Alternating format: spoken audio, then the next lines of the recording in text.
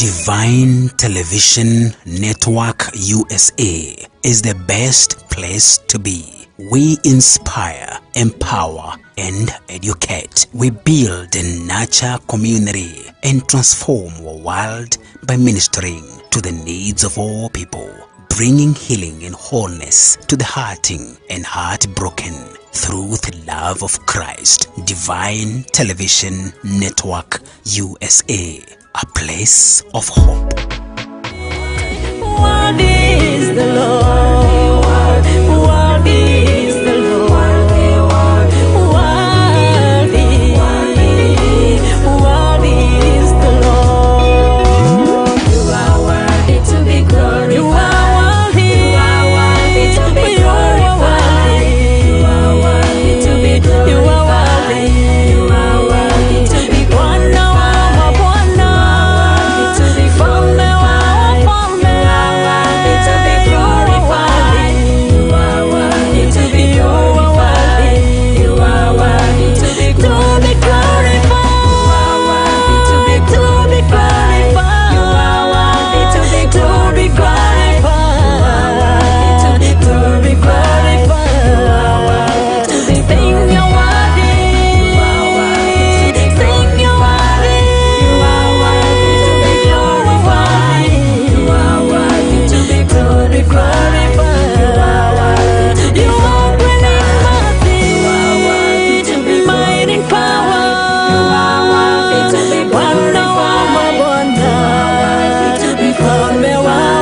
You are worthy to be glorified.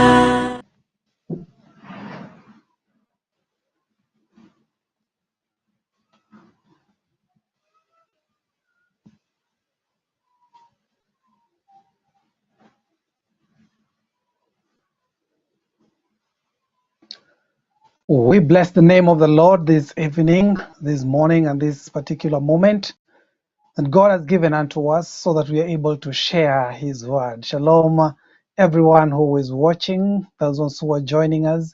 Shalom in the name of Jesus. Wherever you are watching us from, whatever time zone you are watching us from, we want to bless the name of Jesus because of you, and we want to say that you are blessed.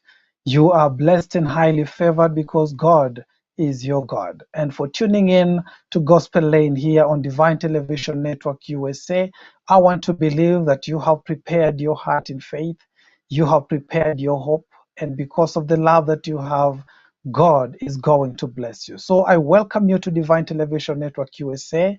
This is Gospel Lane with me, Teacher Masai, and I prepare to go with you until the end by the leading of the Holy Spirit. But before we pray, before you join me in prayer, I would want to urge you to share this particular feed, this particular link with all your social media platforms.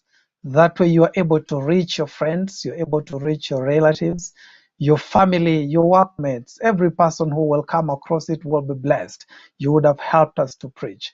And I want to say thank you so much for the support that you have always given to Divine Television Network USA. Thank you so much, and I pray that God will bless you, and especially the financial support that you have given and accorded this particular ministry. I want to pray that God would bless you and enlarge your territories in the mighty name of Jesus. So this is a day that the Lord has made. This is a particular moment that God has created for you and for me, that we are able to rejoice and to be glad in it. And we are going to go through the Word of God. We are going to celebrate together. We are going to find that God, our Father, has so much in store for us. And this particular day, we want to speak about a qualified partaker. But before we go on, allow me to pray with you.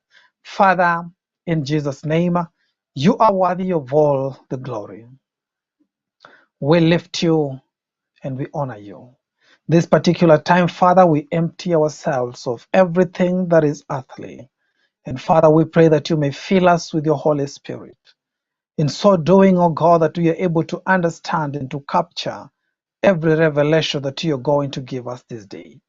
For those ones who are watching together with us, Father, I pray that you may bless them, O Lord Jesus, and keep them. And Lord, enlarge their hearts, O God, that they may be able to accommodate what the Spirit of the Lord is teaching us this particular time. Father, we thank you, we honor you. In Jesus' mighty name do we pray with all thanksgiving. And everybody say amen. You can type amen. You can shout amen. And as I encourage you always, you can also dance amen. That would mean that you have agreed with the prayer that we have made. For understanding the word of God doesn't take the flesh. Understanding the word of God as the Spirit leads us, it always takes the hand of God. It takes the Holy Spirit of God that you and I are able to understand this word. And as we pray, we know that God is opening your heart. God is preparing your heart. He is sharpening your spirit that you're able to understand and to partake what He has divinely purposed for us to share this time. So we are sharing about a qualified partaker. And I want you to say, I am a qualified partaker. I am a qualified partaker of everything that the Lord has given unto us. And I'm speaking about these symbols. In the generation we are living, most people don't deem themselves as worthy partakers of the promises of God, worthy partakers of the Holy Spirit, worthy partakers of the giftings of the Holy Spirit, worthy partakers of eternal life. They do not feel like it is true. And the gospel has become somehow a fairy tale to many, even those who are church going. But today I want to emphasize that you, as long as you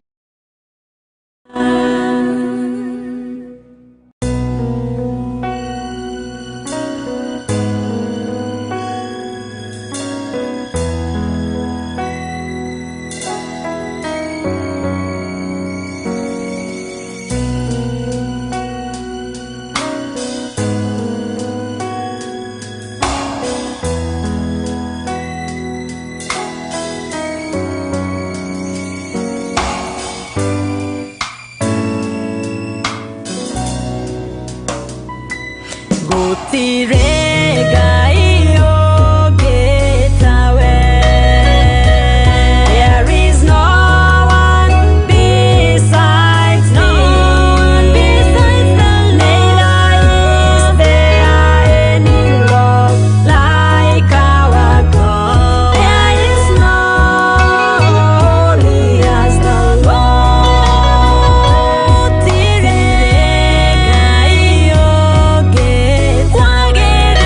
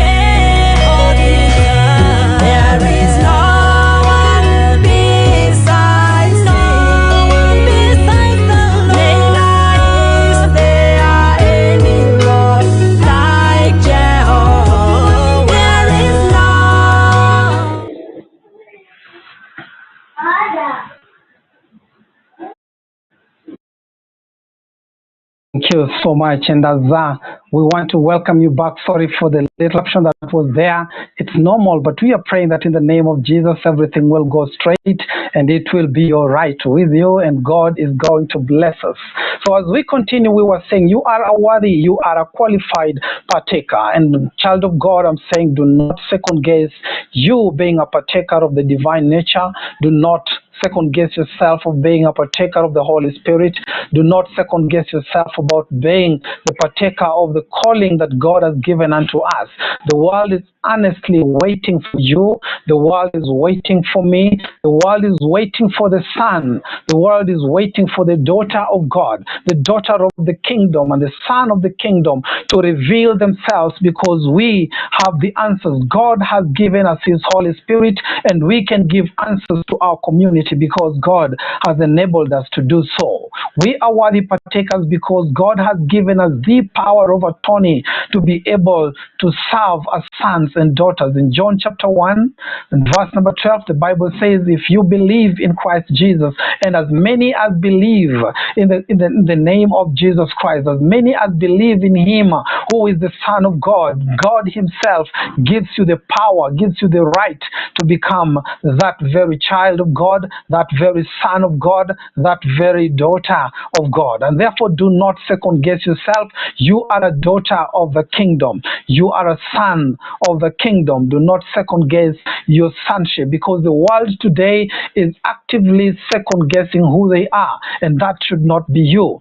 We are preaching this gospel so that you are strong enough to continue in the gospel of Christ without fear, without favor. There are people who would want to be politically correct. It's okay, but not for the kingdom. We need to be good. We need to serve the Lord with all boldness, and we are praying for every man and woman of God and those one who come to Divine Television Network. We thank God for being able to speak boldly the word of God, to pray boldly as sons of the kingdom who have a mandate to preach the gospel without fear and without favor. And therefore, you are a worthy partaker. I want to repeat that until the end of this very session that we are having. You are going to walk with your head held high because you are a worthy partaker. You are a qualified partaker. Let the enemy not lie to you. You are a qualified partaker of the divine nature, qualified partaker of the Holy Spirit, qualified partaker, a son and a daughter of the kingdom who is able to participate in the kingdom mandate, in the kingdom duty, the kingdom assignment that God has given unto us. I'm saying participate because we cannot do it alone. We must do it by the Spirit of the Lord. We must do it being led by the Holy Spirit. We must do it in the name of Jesus Christ. We must do it in the kingdom of God. And therefore, as we do it in the kingdom of God, I understand that people will try to be negative or criticize, but do not worry. You are a qualified partaker of the kingdom in the name of Jesus Christ. When you listen to what churches are doing today, when you listen to what the body of Christ is trying to do today, you have to realize that many people have taken church and have hid the Christ that we serve, the Christ, the Messiah, the Son of God himself. They just equated him to other religious figures. And as most of our children will be taught in school that Christ is just another great man. No, he is God. He is Messiah. He is all in all, as we are going to study in the name of Jesus. And they have taken the religious figures in society, the religious organization, the Christianity that we serve, the lifestyle of Christianity. They have equated it to ways of spiritual adventure, meditation and environmentalism and all that. But we have to stick with one thing. It is in him, it is for him, and it is in Jesus Christ that everything consists, as we are told in the book of Colossians chapter 1 and verse number 17. We must represent the Christ and his church with rooted humility, knowing that he is the center of everything. Knowing that Jesus Christ is the center of it all. Jesus Christ is the center of families, center of communities, the center of society. He is the center of our church, center of our very own ministries. Jesus is the center. So as we represent him, we must represent him with rooted humility. We're not going to be arrogant about it, but we need to be firm with it. For the Bible says, blessed are the meek, Blessed are those who have the strength under control, for they shall inherit the earth. We must be able to inherit the earth and win it to the kingdom of God by being rooted firmly in the name of God without fear, without favor. Why? Because you and I are qualified partakers of the divine nature in the name of Jesus Christ.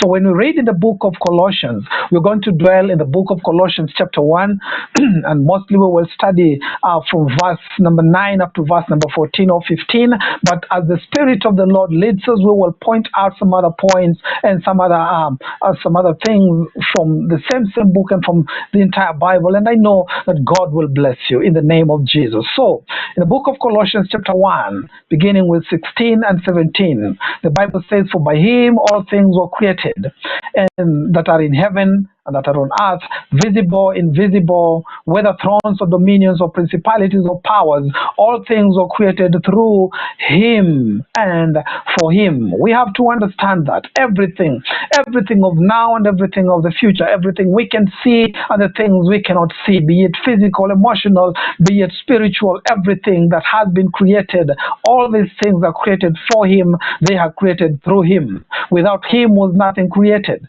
that was created. Everything was created by Jesus Christ, and therefore he is the king of everything. The breath that we take is by the grace of God. The things that we see by the grace of God. The beauty of the oceans and the forests is the grace of God. The animals that we see by the grace of God, created through him, and they are created for him, that everything must be able to worship the King of Kings and the Lord of Lords. Verse 17 says that, "And he is before all things, and in all things, and in him all things consist," not just exist. Everything is held together in Christ Jesus. Which means without Christ Jesus, nothing can be held together. But now what the church and the child of God and the man of God and the woman of God, and I would say many of them are having trouble with, is what I would call the post-transfiguration syndrome. This post-transfiguration syndrome we understand because in chapter 9 of the book of Mark, we have a story about Jesus going to the Mount of Transfiguration together with the inner circle, that is John, James, and Peter. They were going there, then something marvelous happened there. But when they were coming down, they realized that his disciples were arguing with a multitude, and they were asking, what are you discussing with them? Jesus was asking the scribes, and they said, "We have brought this man, we have brought this sick child. This man has been brought to them, these disciples that were remaining, and they were not able to deliver him." That is a serious point that we need to look today. And this is because many a man of God and many a woman of God have set themselves on a pedestal that when they are not there, nothing happens in the church. But what we want is to know that every son of God in the marketplace, in the home, in the church, everywhere, wherever they will go, wherever they will be sent, they will be able to manifest as qualified partakers of the divine nature. That means they're able to spread the love, spread the hope, and spread the faith. When they're able to do that, they are worthy partakers. They have been mandated to do that. All of us have been sent to the world to preach the gospel, and signs and wonders will follow us. And therefore, this particular syndrome that is post-transfiguration, we find that many churches still have it. Many organizations are having. Without the head of the family, the kids cannot pray. And we need to come to a point where even our children can go to school and will continue to pray. Without the head of the church cannot pray. The church must continue whether there is a man or not, because the head of the church is not a man. The head of the church is Christ Jesus himself. And therefore what we do is disciple people and raise them up so that they are able to pray. So Jesus tells them, because this is what Jesus believes. He says, "How long shall I bear with you people? How long shall I bear with you? How long do you want me to demonstrate and continue bearing with you?" Jesus is speaking not to the multitude, he is speaking to his disciples. And my question is, you are a You are a qualified partaker of the divine nature, the Holy Spirit, and the heavenly giftings. So what are you doing? What is your excuse? Would you come back to your leader and say, why couldn't we cast it out? Why couldn't we put things right? Why couldn't we do the project while you were not around? We are supposed to raise together as an army of God, and each one of us being able to do something. Philip is not mentioned so much when the disciples or the apostles are mentioned, but we know that when he was sent to the desert, he was transfigured to the desert. He was teleported to that place and he did mighty things, mighty wonders. All of us are qualified partakers. And as we go through this, we are going to look at the duty, the design, and the direction of a qualified partaker. You go with me, and I'm saying this. Believe in the Holy Spirit, believing that God will speak to your heart, that at the end of the session you will be bold enough to declare that I am a qualified partaker of the divine nature in the name of Jesus Christ. And therefore, what is the design of our qualification? You know, before you qualify for anything, there must be things that there must be parameters that you must pass. There are things that must be in place for you to be declared worthy, for you to be declared qualified. There are things that must be put in place. And for us, all we need is the faith in the Son of God. Faith not in any other man. Faith not in the systems of the world, but faith in the Son of God. That is one thing that we need to receive Jesus Christ. We need faith in Christ Jesus. Do you have faith in Christ Jesus? Then you are a qualified partaker of the divine nature. For this is what Jesus says. And I'm saying you don't need to go through any other deity. You don't need to go through any other great figure, any other philosopher, any other spiritual or religious figure. You only have to go through Jesus Christ. In the book of John, chapter 14 and verse number 6, he says, I am the way, the truth, and the life. No one comes to the Father. No one comes to the Father except through me. No one comes to God unless they go through Jesus. So for us, we are in the book of Ephesians chapter 2, when you read from verse 13, we are told that we had enmity with God. We had a wall of separation. We did not deserve in the commonwealth of Israel. We were not partakers of the commonwealth of Israel. But because Jesus died on the cross and we agreed to go through that very time, that very provision of grace and salvation, we become worthy partakers because we didn't go through any other deity. We did go through statues. We went there through the faith in the Son of God who gave his life for you, who gave his life for me. So Jesus is the way. That is the design. Believe in Jesus Christ and you become a qualified partaker. There would be dimensions for you to grow in. There would be dimensions in grace for you to grow in. There would be dimension in your spiritual upbringing and spiritual maturity. But once you believe, you have been given the power of attorney to operate and to serve this world and to preach this gospel as any other person. You are a qualified partaker of the kingdom of God. It is my desire that an army would rise, that sons of God would rise, that daughters of God would rise in every nation, every county, that they would rise and say, we are worthy partakers, we are qualified partaker, and without fear or favor, go and preach this gospel without fearing the politics, without fearing anything. Go ahead and preach the gospel of Christ, doing miracles, signs, and reviving societies, reviving communities, and reviving even our schools in the name of Jesus Christ. You are a worthy partaker. That is the qualification you need to come in. That is the design. That is the way that Christ has made. There is no other way but Jesus Christ. There is no other way but Jesus Christ.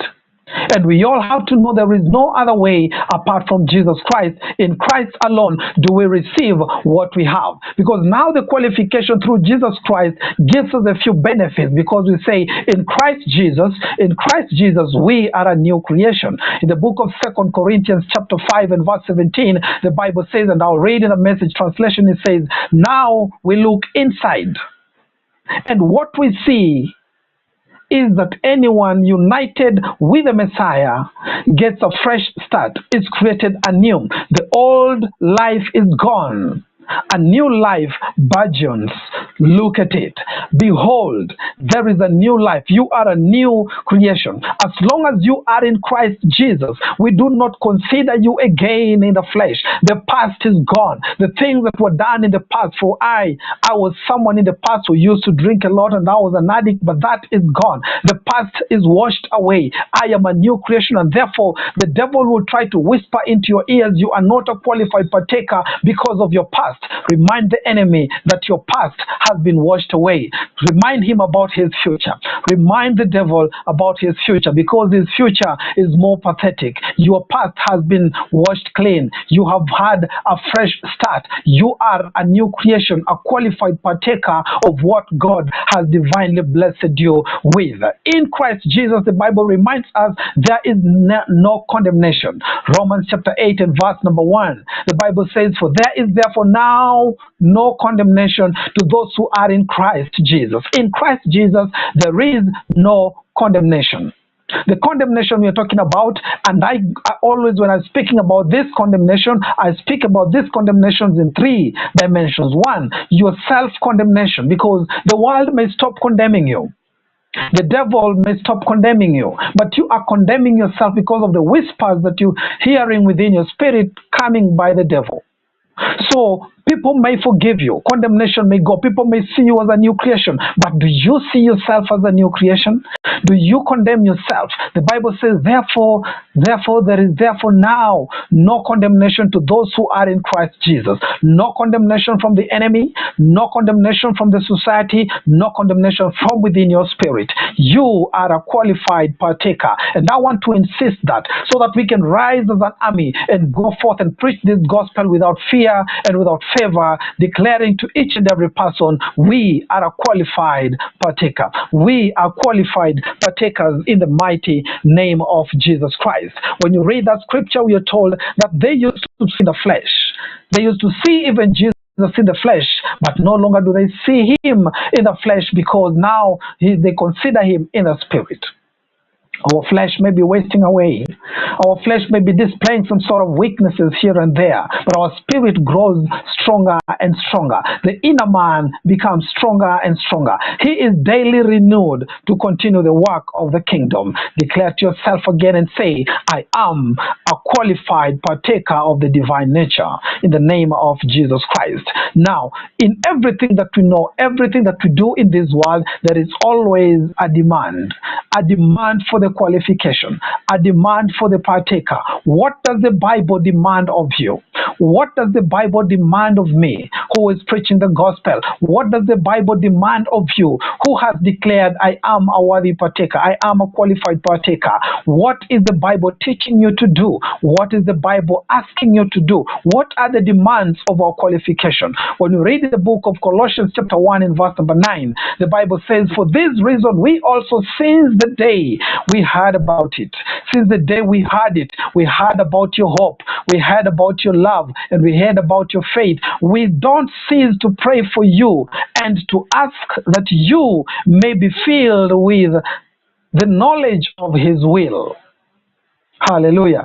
In all wisdom and in all spiritual understanding. It is important for the qualified to be filled with the knowledge of God's will. Praise be to Jesus. It is important for anyone who was qualified, anyone who has received Christ Jesus, anyone who is a new creation, anyone who no longer lives under condemnation. It is demanded, it is asked of us, it is good for us, it is important for you to grow and to have and to be filled with the knowledge of God's will. What is God saying about any particular situation? What is God saying about what you're going through? What is God saying about our nation? What is God saying about the world? What is God saying? What is God's will in this? And we're not talking about the permissive will. We're talking about the perfect will of God. You must be filled with the knowledge of God's will. And it is revealed in Scripture. And we are told here that it is important for us to be filled in His knowledge in all wisdom. In all wisdom. In our thinking, in our reasonings, in our reading, in our studies, in all wisdom, let us be filled with the knowledge of the will of God in all wisdom. No wisdom can benefit us unless it is foundational from the will of God. Anyone who is a partaker, anyone who is a qualified partaker, anyone who is a participant in the kingdom duty, the kingdom mandate in this world, must have the will of God in all knowledge. What are you studying? What are you learning? What is your profession? Let there be something about not something, let it be everything about God's will. This is what God demands of me. This is what God demands of you. And again, he says in all spiritual understanding. This is important. When we are looking at circumstances in the world, when you're looking at things that are happening in the world, sometimes we wonder if our spiritual understanding is sharp. The Bible says the knowledge of God's will in all spiritual understanding. We must understand things in the spiritual perspective. We don't understand them in the physical perspective, because in the physical perspective, we may not know fully what is going on, because everything begins in the spirit before it lands in the physical. When we look at the story of Daniel, Daniel is a man, but when there is a problem, when there was trouble, he did not begin with a physical, he began with a spiritual. Let us look at the sicknesses that people are going through. What is the spiritual perspective in the political situations in the countries and in the wars that are going on? What is the spiritual perspective? Yes, we can have social perspective, we can have cultural perspectives, we can have religious perspectives, but they are weak, they are limited, they are nothing compared to the spiritual perspective. When the shipwreck was happening, Paul looked at everything in the spiritual. The men there saw themselves dying, and they were trying to save themselves. And Paul was looking at it, and he was saying, guys, you need to eat. Eat so that you are filled, because this ship is going to be wrecked and we will need to swim. So in a spiritual perspective, he was able to see differently from what the people were seeing in the physical. In the spiritual perspective, everything is clear when we go to the spirit. But in the physical perspective, there are a lot of filters that we have put there that will always give us the wrong information. So in all wisdom and in all spiritual understanding, let us be filled with the knowledge of God in the mighty name of Jesus Christ. When we do that, we will be qualified partakers working effectively on the kingdom duty, on the kingdom mandate, on the things that God has assigned us to do. God may not come walking in every city, but when you're walking with Jesus in you, you are walking in the power of Jesus. You're walking in the power of God. You're walking as a partaker of the divine nature. You have the mind of Christ, the Bible says. And the Bible says as we have the mind of Christ, we need to unite in the same mind, which means nothing will divide us, because you're no longer in the physical, we are in the spiritual. Praise be to Jesus. The carnal mind will not understand this. Only the spiritual mind is able to partake of the spiritual. And I am praying to God that He may open your spiritual understanding, that you may look at the area where you're living, look at the city where you're living, look at the church that you're running, look at the things that you're doing, the ministry that you're living. What is the spiritual perspective? What is the spiritual understanding of everything that is going on? You may be praying, but you do not understand the spiritual understanding. Things will be difficult, but we need to understand what the Spirit of the Lord is speaking today. The Spirit of God is speaking now as we are preaching. When you do that, then you will be able to do things more effectively and accomplish the kingdom mandate that we have been given in the name of Jesus Christ. And therefore, we have looked at the design. We have looked at the demands of the qualified partaker. Now, what is the duty of the qualification, of our qualification? The things that we must do to uphold our qualification, the things that we must do to maintain our qualification. It's all by grace, but you need an effort from your side. I need an effort from my side. I cannot sit there and say, this is all that I do. Sit and wish and wish and wish that everything will be all right, that I will continue being strong. The flesh is working constantly against the spirit, and therefore I have to feed the spirit. A story is told about two dogs, and one dog representing the body and another dog representing the spirit. If the dog that you will continue feeding will become stronger and destroy the one that you're not feeding. So we cannot sit there and say we will continue like this. We will be stronger like this. We need to continue. That is why we are preaching every day. That is why we are praying every day here on Divine Television Network, that men and women may continue to grow in their qualification, as partakers of the divine nature. So we may be a church that is triumphant already. I know we are victorious, but still there are things to do which will force us to arise and be the church that is militant, a church that confronts issues. But we cannot do that unless we grow some spiritual muscle. We need to grow some spiritual muscle. The Bible tells us this. The Bible tells us this when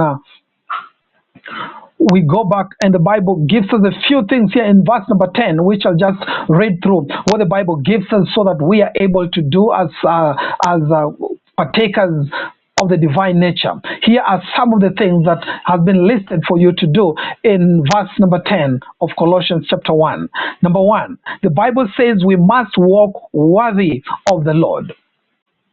Yes, Paul is saying we are praying for the church at Colossae. We have seen your faith, we've seen your love. We have been told about your love, and we know about your hope for the heavenly blessings and heavenly promise. And we pray that you have all this understanding, but we are asking you to do this. This is your duty.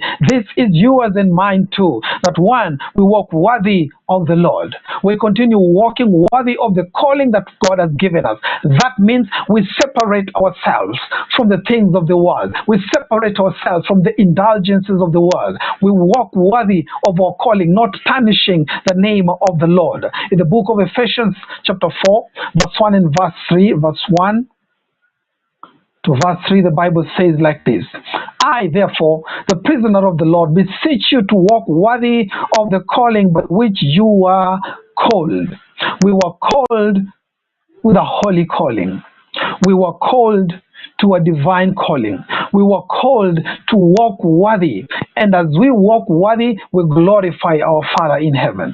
We cannot be careless about our calling. We cannot be reckless about our calling. We must be very strategic, knowing exactly what to do and not what not to do. We should not ensnare ourselves with a lot of burden, with sin that easily ensnares us. We must be able to stand strong and define our path, define our direction, define where we go.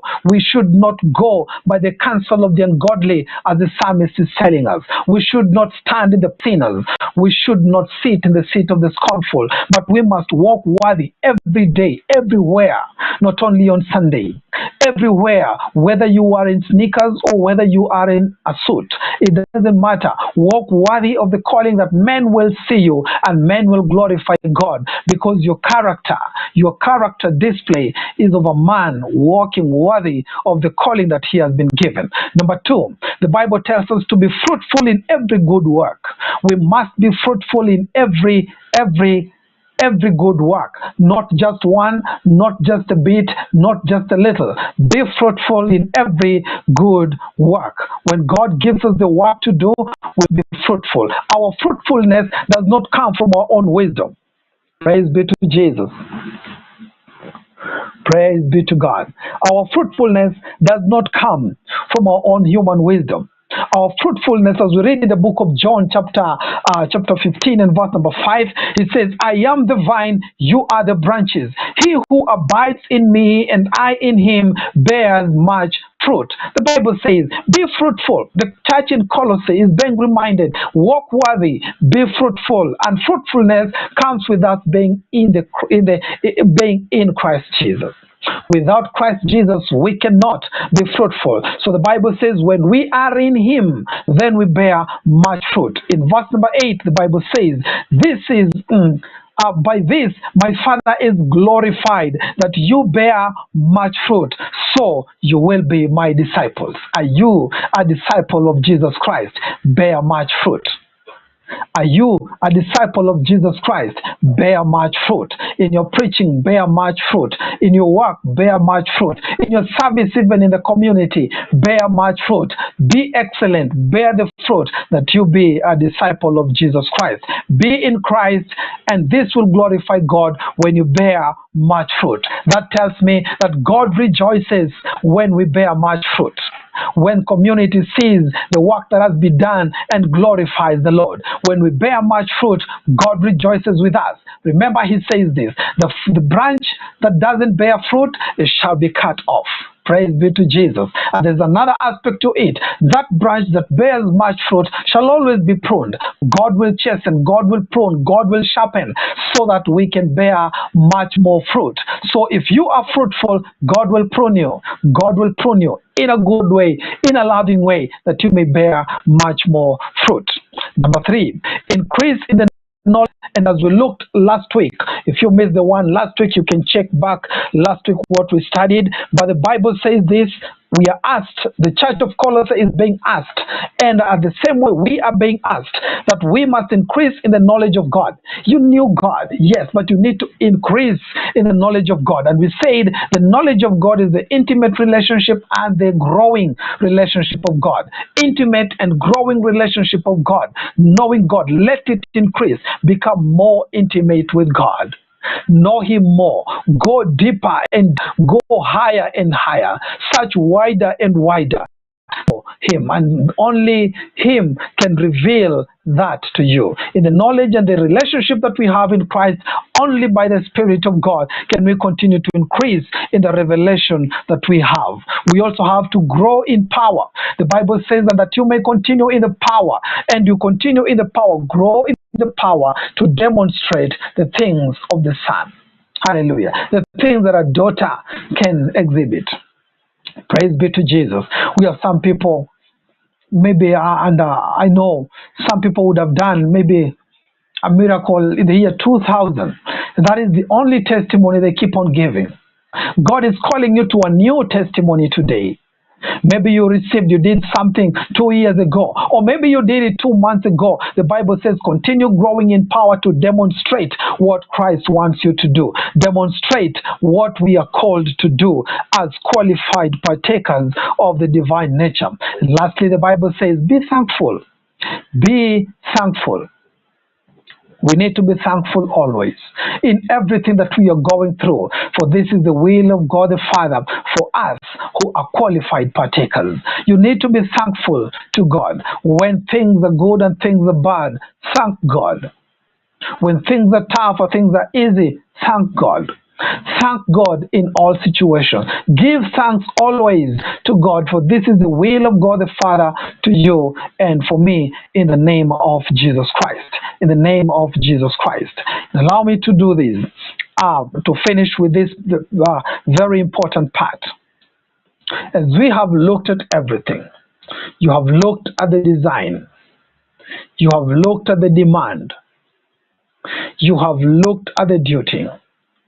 Now we are looking at the focus. We are looking at the direction of our qualification. And the Bible says this.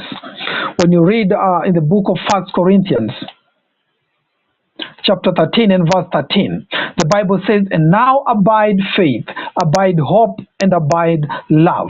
These three, but the greatest of these is love. I'm bringing out this because the very three things that have been mentioned here have been praised upon the church of Colossae. When we love, we don't love once and stop. When we hope, we don't hope once and stop. When we have faith, we don't have faith for one thing and stop. We must persist. We must continue. We must abide. These things must continue in us.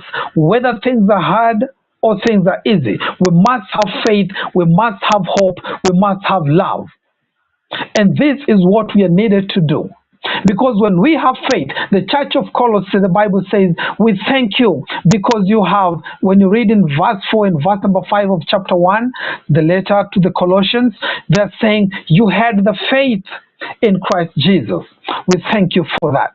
You had a hope of the heavenly blessing, and you had a love for the brethren. Well, these three things are important for you and they are important for me. And we are asking ourselves, we must continue in this. When we talk about faith, we are talking about what we expect. Each and every morning as we wake up, we must be expectant that the Lord is going to do something in you, that the Lord is going to do something through you. Every night as we go to sleep, the Lord is going to do something in me. The Lord is going to do something through me. That is the constant expectation. Seeing the things that the normal eyes cannot see. That is the eyes of faith. Always having the faith that will lead us to the next day. Faith that will lead us to the next mission. Faith that will lead us to the next mandate. This is what we must do. We must abide faith. Then we must have the hope, because now when you're talking about hope, we said faith is the expectation, but the hope is the anticipation. It is the part of you that anticipates, the part of you that keeps on jogging, the part of you that says, yes, it's almost here. Hope. You do not lose your hope. We only stop hoping when we have already received. But so long as we have not yet received, we have not yet received everything that God is giving unto us, we must continue in hope. We must be hopeful in the morning, in the noontime, and at night. We must be hopeful, anticipating, jogging, and putting our hands wide, ready to receive from Him. What is God going to give us? God is going to give us something new each and every morning. Something for us, something through us for other people. Then we must abide love, because now love will always validate everything that we do. Love, the Bible says, but of these three, love is the greatest. Love is the chief commandment. Love is the commandment that we were given. We must love one another so that the world may know that Jesus indeed sent us. And when we're talking about love, we're not talking about speaking about loving God. We are speaking as the people who are qualified of the divine nature, not only to say I love God, but we say I love my neighbor. I love that person who is out here. I love that person who is my neighbor and maybe he's suffering. I am this person who will go out and love other people, because I'm called to love. Love your neighbor as you love yourself. Look as cliche. It may look like something that is very tiny and not consequential, but this is very important. It is a command that we are commanded to love one another, to love God, and even to love ourselves. So as you take your direction, this is the direction that I am taking each and every morning. I will be directed to love. I will be directed to hope. I will be directed to faith.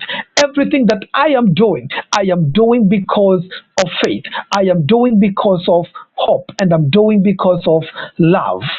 Everything that happens to me, I must take it by faith, take it in hope, and take it in love. When we do this, we are those people who are qualified, the sons and daughters of God, who are qualified partakers of the divine nature, qualified partakers of the blessings in the heavenly places, and most importantly, qualified partakers of eternal life that Christ has promised of us in the name of Jesus Christ. In the name of Jesus Christ. And allow me to pray with you before we call in. And maybe just before I pray, I feel in my spirit that someone would want to give his life to Christ. And if you'd want to give your life to Christ, maybe now live as we go on, or maybe on the repeat, just believe with us and you will receive Jesus, that you also may become a qualified partaker of the divine nature. And you would say this prayer after me. Lord Jesus, I acknowledge I'm a sinner. I pray that you bring me to the fold of the kingdom. Make me one of your sons. Erase my past and bring me a new life. I thank you, Father. I'm now a child of God. If you have said this prayer, you have believed in Jesus Christ being the Son of God. He rose again from the dead. If you have said this prayer, you are a qualified partaker. Begin walking, begin growing. You cannot grow alone. You must be able to grow with other people, must be able to grow with others. And now we are going to pray together. Father, in the name of Jesus, you are worthy. You are gracious and you are loving. Lord Father, we thank you that you have made us qualified partakers of the divine nature, qualified partakers of the Holy Spirit, qualified partaker of the heavenly promises, qualified partakers of the commonwealth of Israel. The Lord Jesus, we are engrafted and now we are counted as sons and daughters of the kingdom of God.